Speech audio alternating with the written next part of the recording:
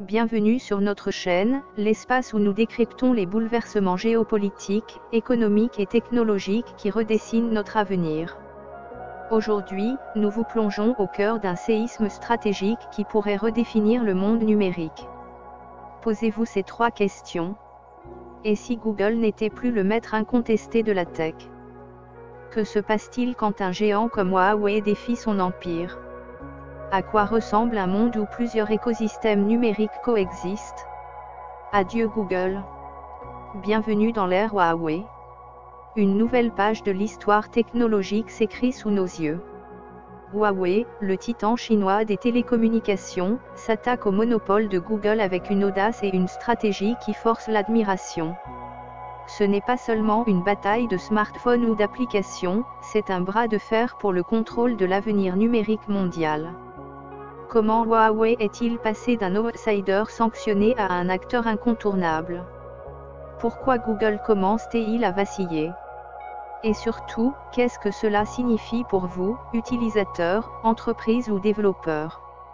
Attachez vos ceintures, car cette analyse va vous emmener au cœur d'une révolution qui change la donne. Il y a encore quelques années, Huawei semblait condamné. En 2019, les sanctions américaines ont frappé fort, coupant l'entreprise des services Google, y compris Android, le Play Store, Gmail et YouTube. Pour beaucoup, c'était un coup fatal. Mais Huawei a transformé cette crise en une opportunité historique.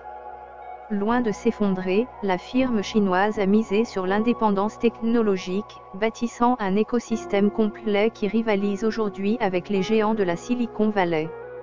Au cœur de cette renaissance se trouve HarmonyOS, un système d'exploitation lancé en 2019 et perfectionné au fil des années. En 2025, HarmonyOS équipe près d'1 milliard d'appareils à travers le monde, des smartphones aux voitures connectées, en passant par les montres intelligentes et les appareils domestiques. Contrairement à ce que certains pensaient, HarmonyOS n'est pas une simple copie d'Android. C'est une architecture repensée, conçue pour la fluidité, la sécurité et une interopérabilité sans faille entre appareils.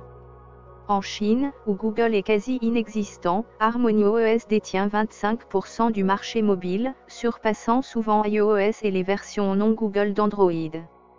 Mais Huawei ne s'arrête pas là. Avec Petal Search, l'entreprise propose une alternative crédible à Google Search, optimisée pour répondre aux spécificités régionales. Disponible en plus de 50 langues et déployée dans 170 pays, Petal Search traite des millions de requêtes quotidiennes, notamment en Asie, en Afrique et en Europe. De plus, AppGallery, la boutique d'applications de Huawei, compte 580 millions d'utilisateurs actifs mensuels et 2,3 millions d'applications. Grâce à des partenariats stratégiques, comme celui avec Tencent, AppGallery propose des applications incontournables, séduisant aussi bien les utilisateurs que les développeurs. Côté matériel, Huawei frappe fort avec sa gamme Mate 70, équipée de la puce Kirin 9100. Ces smartphones, avec leur design pliable et leur technologie de pointe, dominent le marché chinois et séduisent à l'international. En 2024, Huawei a écoulé 35 millions de smartphones en Chine, soit une croissance de 40% par rapport à l'année précédente. Cette dynamique montre que Huawei ne se contente plus de survivre, il s'impose comme un leader. Face à cette montée en puissance, Google reste un mastodonte. Android équipe plus de 70% des smartphones dans le monde. Son moteur de recherche traite 92% des requêtes globales, et le Play Store demeure la plateforme incontournable pour des milliards d'utilisateurs. Pourtant, des fissures apparaissent dans cet empire. Le premier point faible est la Chine. Depuis 2010, les services Google y sont bloqués, laissant un marché de 1,4 milliard de personnes ouvert à la concurrence. Huawei a su saisir cette opportunité, comblant le vide avec HarmonyOS, Petal Search et AppGallery. En Chine, Huawei est devenu l'acteur de référence, prouvant qu'un écosystème solide peut prospérer sans Google. Mais les défis pour Google ne se limitent pas à la Chine. À l'échelle mondiale, les préoccupations croissantes autour de la confidentialité des données poussent les utilisateurs à chercher des alternatives. Huawei se positionne comme une option crédible, avec un discours axé sur la transparence et le contrôle local des données. Sur les réseaux sociaux comme X, les critiques contre Google se multiplient, tandis que Huawei séduit en mettant en avant une gestion des données respectueuse de la vie privée. Autre champ de bataille, les boutiques d'applications. Le Play Store de Google est souvent critiqué pour ses commissions élevées, pouvant atteindre 30% par transaction. Huawei, en revanche, propose des conditions plus attractives pour les développeurs via App Gallery, attirant à la fois des grandes marques et des indépendants. En 2024, les téléchargements sur App Gallery ont bondi de 20%, un signal clair de son adoption croissante.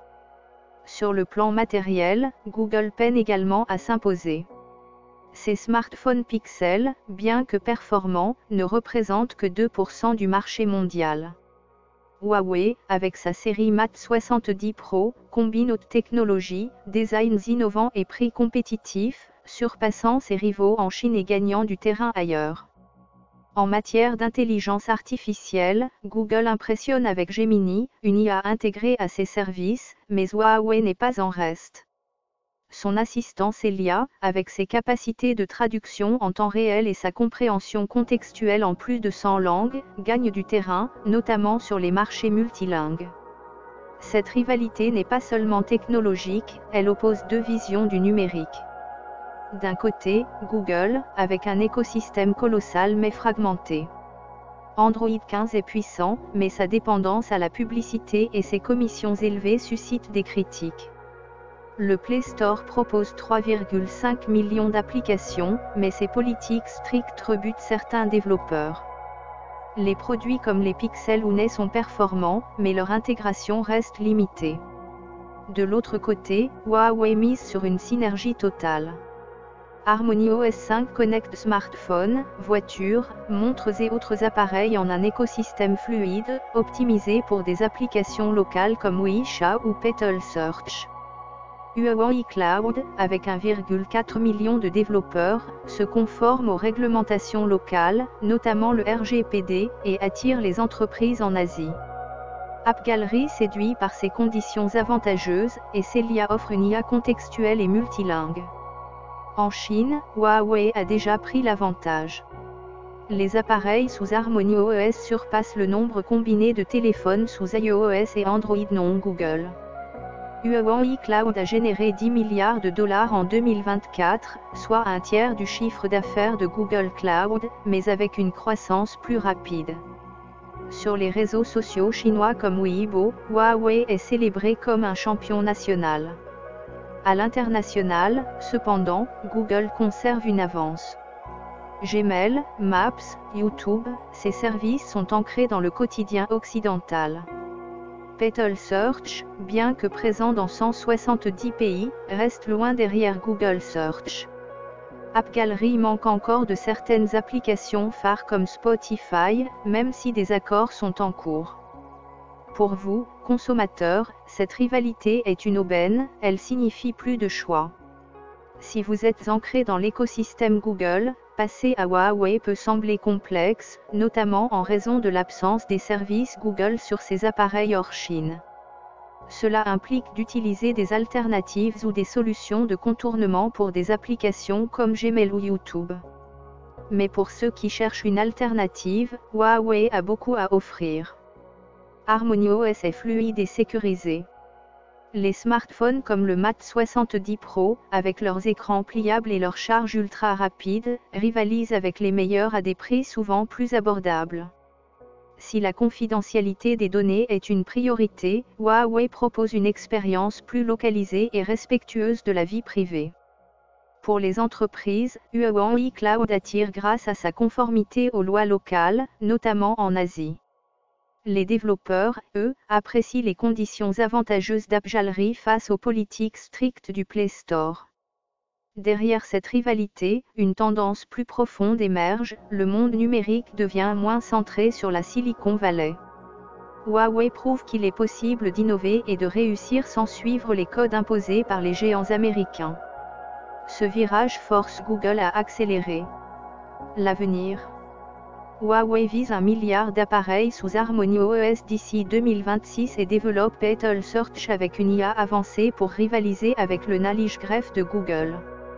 La firme chinoise investit aussi dans la 6G et les villes intelligentes, des domaines où Google reste timide. Mais Google ne baisse pas les bras. Le Pixel 10, avec ses puces Tensor Next G, et le lancement de lunettes connectées pourrait redéfinir l'expérience utilisateur.